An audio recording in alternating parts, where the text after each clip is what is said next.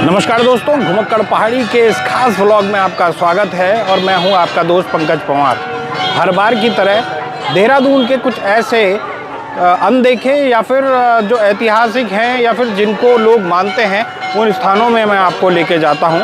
और आज मैं आपको लेके आया हूं देहरादून के शिव मंदिर यानी प्रकाशेश्वर शिव मंदिर में, जिसकी अपने आप में एक मान्यता है। मान्यता तो शायद ऐतिहासिक या फिर पौराणिक नहीं है, लेकिन एक शिव के भक्त के रूप में यहाँ पर इस मंदिर में तमाम लोग आते हैं। और सबसे बड़ी बात यह है कि इस मंदिर में कोई दान नहीं लिया जाता है और दिन भर खीर और चाय जो श्रद्धालु हैं उनको मिलती है। मेरे पीछे आप देख सकते हैं, ये है प्रकाशेश्वर मंदिर, महादेव मंदिर, जो शिव मंदिर मसूरी रोड पर पड़ता है।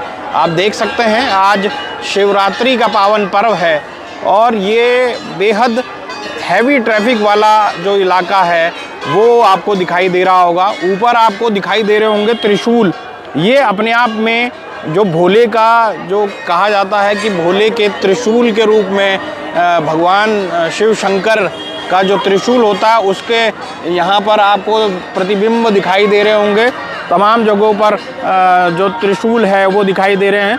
और प्रकाशेश्वर शिव मंदिर अपनी अनूठी वास्तुकला के रूप में भी जाना जाता है। मंदिर के ऊपर आप देख सकते हैं लगभग 150 से ज़्यादा त्रिशूल बने हुए हैं जो मंदिर की सुंदरता में चार चांद लगाते हैं। और दीवारों को लाल और नारंगी रंग से चित्रित किया गया है। बीच में काले रंग का एक झूला भी है। मंदिर में लगे शिलापट पर अंकित जानकारी के मुताबिक यह एक निजी प्रॉपर्टी है। इसका निर्माण शिव रत्न केंद्र हरिद्वार की ओर से वर्ष 1990 और 91 में किया गया था। मंदिर के निर्माता जो हैं वो योगीराज मूलचंद खत्री का परिवार है। तो ये एक प्राइवेट प्रॉपर्टी है। ऐसा कोई आप देख सकते हैं इधर मसूरी की जो तलहटी है वो यहाँ पर दिखाई देती है। इसके आगे आपको मैगी पॉइंट या फिर अन्य जो पॉइंट है वो आपको दिखाई दे जाएंगे। लेकिन कुल मिलाकर अगर देखा जाए, आज मैं आपको क्योंकि शिवरात्रि का पर्व है और बड़ी संख्या में भोले के भक्त जो हैं वो इस मंदिर में आते हैं, इस मंदिर में लगातार आते हैं और लगातार पूजन करते हैं। और शिवरात्रि के दौरान तो ख़ास तौर पर इस जगह की जो भीड़ है या फिर श्रद्धालुओं की जो श्रद्धा है वो देखते ही बनती है। भले ही इस मंदिर का बहुत ज़्यादा पौराणिक महत्व नहीं है, लेकिन फिर भी आप देख सकते हैं, कहते हैं कि अगर भारत में तो लोगों में श्रद्धा इतनी है कि अगर कहीं पे पेड़ के नीचे भी पत्थर को भगवान के रूप में प्रस्तुत कर दिया गया तो उसकी भी पूजा शुरू कर दी जाती है। और अगर कहा जाए तो श्रीमद् भागवत गीता के 10वें स्कंद के 9वें अध्याय में योगेश्वर कृष्ण कहते हैं कि यदि कोई भक्त सच्ची श्रद्धा व शुद्ध चित्त से मुझे पत्र पुष्प फल तोय जल में से कुछ भी अर्पित करता है तो मैं उसे स्वीकार करता हूँ। तो आप देख सकते हैं ये प्रकाशेश्वर मंदिर का जलपान गृह है। यहाँ से आप कुछ भी खरीद सकते हैं, लेकिन यहाँ से जो है वो मंदिर की एंट्री है। और जिस तरीके से शिव महापुराण में उल्लेख है कि भगवान शिव के को धतूरे के फूल, हार श्रृंगार व नागर केसर के सफ़ेद पुष्प, सूखे कमल गट्टे, आप देख सकते हैं कितनी भीड़ है यहाँ पर। वो साफ तौर पर इस मंदिर की भीड़ दिखाती है। और साफ तौर पर आप यहाँ पे देख सकते हैं बड़ी संख्या में लोग यहाँ पर मौजूद हैं। लोग लगातार यहाँ पर आते हैं और भीड़ देखिए आप, कितनी भीड़ यहाँ पर साफ तौर पर दिखाई देती है। और भगवान सीधे तौर पर अगर कहा जाए तो तमाम यहाँ पर किसी तरीके का दान नहीं लिया जाता है। विशेष पूजाएं यहाँ पर आयोजित होती हैं। यहाँ से अगर देखा जाए तो विशेष पूजाओं को यहाँ पर आयोजित किया जाता है। और इस मंदिर की अगर बात करें तो देहरादून मसूरी रोड पर घंटाघर से करीब 12 किलोमीटर दूर कुठाल गेट के पास हरी भरी पहाड़ियों के बीच सड़क के किनारे स्थित है प्रकाशेश्वर महादेव मंदिर। भगवान शिव को समर्पित ये मंदिर देहरादून के प्रसिद्ध धार्मिक स्थलों में से एक है। यह देश के उन चुनिंदा मंदिरों में से है जो किसी भी प्रकार का दान स्वीकार नहीं करते हैं। यहाँ तक कि गुमनाम दान भी यहाँ स्वीकार्य नहीं है। श्रद्धालुओं को मंदिर के चित्र लेने की भी सख्त मनाही है। हालांकि कोई भी मंदिर में दर्शन कर सकता है और प्रसाद के रूप में मंदिर की रसोई में परोसी जाने वाली चाय ले सकता है। मंदिर के मुख्य द्वार पर एक शिलापट लगा है जिसमें बंगला भाषा में एक फरमान अंकित है। इसमें किसी भी तरीके के चढ़ावे की मनाही का निर्देश दिया गया है। इस मंदिर का मुख्य आकर्षण है यहाँ स्थापित शिवलिंग, जो दुर्लभ पत्थरों और स्फटिक के से बने हुए हैं। स्फटिक एक प्रकार का बर्फ का पत्थर है जो लाखों वर्षों से बर्फ में दबे होने से बनता है। यह दिखने में पारदर्शी और कठोर होता है। अच्छा, एक जो यहाँ की मान्यता है, लगभग दिन भर यहाँ पर मंदिर में मिठाई या प्रसाद की कोई भी दुकान नहीं है और यहाँ पर इसलिए श्रद्धालु सिर्फ शिवलिंग पर जल ही चढ़ा सकते हैं। और मंदिर में आपको मुफ्त में स्वादिष्ट चाय और हर दिन लगने वाले लंगर में हलवा, खीर, चना और पूड़ी का प्रसाद ज़रूर मिल जाएगा। इसके अलावा मंदिर में श्रद्धालु मुफ्त गंगा जल और मंदिर में मुफ्त में स्वादिष्ट चाय और हर दिन लगने वाले लंगर में हलवा, खीर, चना, पूड़ी का प्रसाद ज़रूर मिल जाएगा। इसके अलावा मंदिर में श्रद्धालु मुफ्त गंगा जल भी प्राप्त कर सकते हैं। विशेष रूप पर यहाँ पर जिस कप में आप चाय पीते हैं उसे आपको धोना भी पड़ता है। आप देख सकते हैं कि बड़ी संख्या में ये देहरादून के राजपुर रोड से ऊपर बना हुआ ये मंदिर है, प्रकाशेश्वर मंदिर है। और इस मंदिर की में आप देख सकते हैं कि कितनी बड़ी संख्या में भीड़ जो श्रद्धालुओं की है वो दिखाई दे रही है। आप ऊपर देख सकते हैं, ऊपर त्रिशूल यहाँ पर अभी भी जो ये मंदिर का जो वास्तु है वो आपको यहाँ पे भी दिखाई दे जाएगा। और सामने आपको मसूरी पूरी तरीके से दिखाई दे रही है। मसूरी का जो क्षेत्र है वो यहाँ पर दिखाई दे रहा है। अब आपको नीचे की तरफ ले चलते हैं। नीचे किस तरीके से यहाँ पर, अच्छा, आसपास जो है इस समय यहाँ पर दुकानें भी काफ़ी लगी हुई हैं। और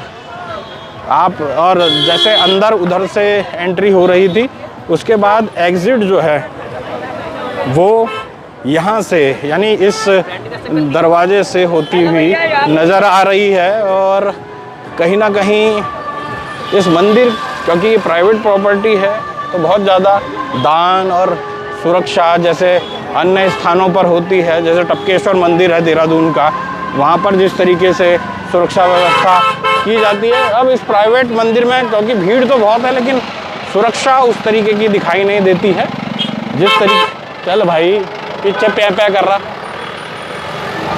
आप देख सकते हैं श्रद्धालुओं में श्रद्धा काफ़ी है और बड़ी संख्या में तमाम जो श्रद्धालु हैं वो यहाँ इस मंदिर में आते हैं। ये जो पीछे का पोर्शन भी आप देख सकते हैं, ये इन्हीं का है, यानी लगता हुआ यहाँ रहने की जगह होगी। और जो तमाम लोग यहाँ पर कर्मचारी या फिर तमाम अन्य लोग जो यहाँ पर रहते हैं, उनकी यहाँ पर लगता है उनके आवास यहाँ पर हैं।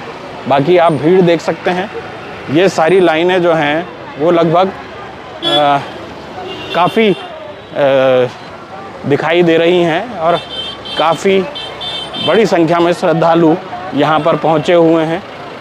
कोशिश यही है सबकी कि अपनी श्रद्धा को इसी तरीके से बनाते हुए, भगवान को याद करते हुए, शिवरात्रि के इस पावन पर्व में भगवान को कैसे भोले का नमन करते हुए नज़र आए। और कोशिश यही है लोगों की कि तमाम भोले से जुड़े हुए जो प्रसंग हैं उनको वो देखते हुए आगे बढ़ें। और यहाँ पर एक तो क्योंकि जो यहाँ की वादियाँ हैं वो दिखाई देती हैं, और आपको यहाँ पर मैं एक चीज़ और दिखाना चाहूँगा। यहाँ पर जो कहते हैं ना कि भोले का प्रसाद भी, भोले के प्रसाद भी मुझे लगता है यहाँ पर रखे हुए हैं। ये भांग के का लगता है पानी और वो तमाम चीज़ें यहाँ रखी हुई हैं, उसी तरीके की वो बनाई गई है। आगे नीचे पकौड़ियाँ भी वैसे ही भांग की पकौड़ी लगता है बनाई हुई नज़र आती हैं।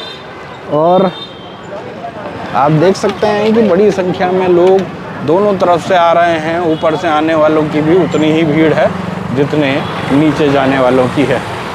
और इधर से आप ऊपर का एक अगर देखेंगे उधर भीड़ में आपको दिखाई देगा कि कितनी भीड़ इस पूरे रास्ते में। और ये जो है देहरादून का बेहद अगर कहा जाए बहुत चलने वाला रास्ता है, क्योंकि मसूरी जाने का रास्ता केवल यही है। लेकिन फिर भी आप देख सकते हैं कितनी बड़ी संख्या में लोग जो हैं वो पहुंच रहे हैं सबकी, क्योंकि भगवान भोले का जो को लेकर जो श्रद्धा है वो इस इलाके में वैसे भी होती ही है। और वैसे भी कहा जाता है कि जो शैव यानी शिव को मानने वाले हैं वो उत्तर भारत में ज़्यादा हैं। और कुछ ऐसे ही होते हुए नज़र आ रहे हैं। और आप देख सकते हैं कितना बड़ी संख्या में लोग अभी भी भोले के दरबार में जाने को आतुर हैं। यहाँ पर चाहे केदारनाथ की बात हो, चाहे बद्रीनाथ की बात हो, चाहे तमाम मंदिरों की बात हो, तो ये तमाम देखिए भोलेनाथ के जयकारे भी यहाँ लगते हुए नज़र आ रहे हैं। नीचे आपको दुकानें भी आपको लगी हुई दिखाई दे जाएंगी। भीड़ ज़्यादा है इसलिए लोग जो है अपनी पार्किंग नीचे ही करते हुए नज़र आ रहे हैं। यहाँ पर आप देखिए उधर यहाँ पकोड़े भी बनते हुए। ये कहीं गए हैं भांग के? अच्छा, और वहाँ देखो वो जो है ये जो है ये एक तरीके का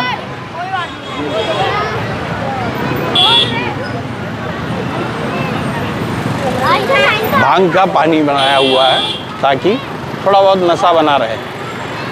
आइए आगे चलते हैं। भीड़ पूरी है और इसी भीड़ के ये भीड़ शिवरात्रि के दिन यहाँ पर ज़्यादा होती है। और आपको क्योंकि यहाँ पर भले ही मैंने आपको पहले ही कहा कि जिस तरीके से ये जो मंदिर है इसका कोई पौराणिक महत्व नहीं है, ये एक प्राइवेट प्रॉपर्टी है, किसी ने बनाया है। लेकिन हमारे जो हिंदू रीति रिवाजों में अगर देखा जाए तो अगर छोटा सा कण कण में भगवान कहा जाता है तो वैसा ही मानते हुए तो बड़ी संख्या में लोग यहाँ पर आ रहे हैं। आप देख सकते हैं यहाँ से आपको ये पूरा रास्ता आप पीछे पीछे देख सकते हैं। पूरी तरीके से बड़ी संख्या में लोग लगातार यहाँ पर पहुँच रहे हैं। भीड़ पूरी है और भीड़ इसलिए भी है क्योंकि भोले के जो दर्शन है वो हर कोई कर लेना चाहता है। और भोले के दर्शन इस इलाके में लोग कहते हैं कि बड़ी संख्या में जब लोग आ रहे हैं तो भले ही उनको केदारनाथ जैसी या फिर अन्य जो धाम हैं उस जैसी फील ना आए, लेकिन भगवान कहीं भी हो, कण कण में भगवान है, उनके दर्शन करने से श्रद्धालु कभी नहीं चूकते हैं। तो दोस्तों आज के ब्लॉग में इतना ही, मिलते हैं किसी और दिन, तब तक के लिए नमस्कार।